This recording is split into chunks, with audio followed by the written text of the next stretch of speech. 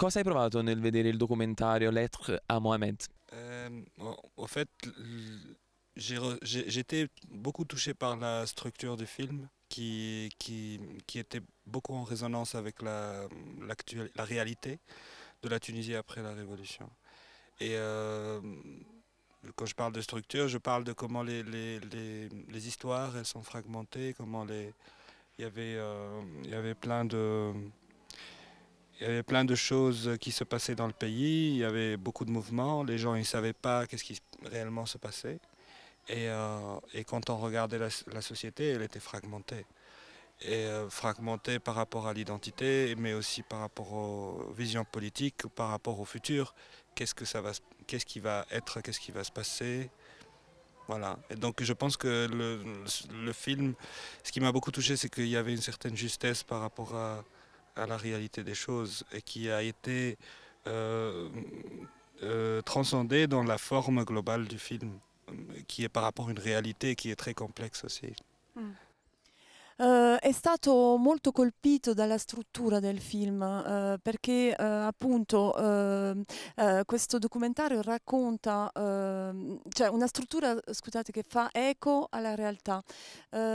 Questo documentario racconta delle storie frammentate, dovute a una crisi di identità, a delle visioni politiche molto diverse e quindi non è stato facile rispecchiare questi frammenti della realtà e secondo lui questo documentario mostra benissimo e trascenda quasi questa realtà tunisina. Quale parte del film descrive maggiormente l'immagine dell'empatia?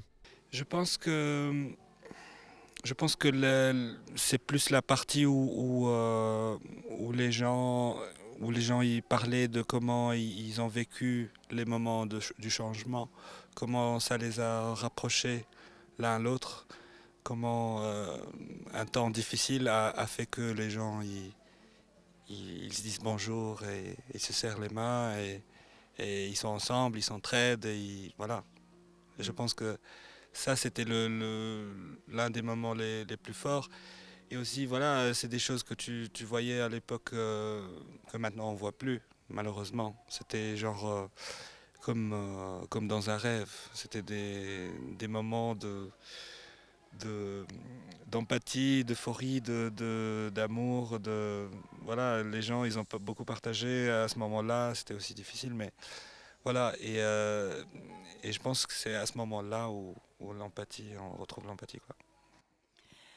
Quindi l'empatia si può ritrovare soprattutto nella testimonianza delle storie vissute dalla gente, la gente che comincia a parlarsi, che comincia a salutarci, a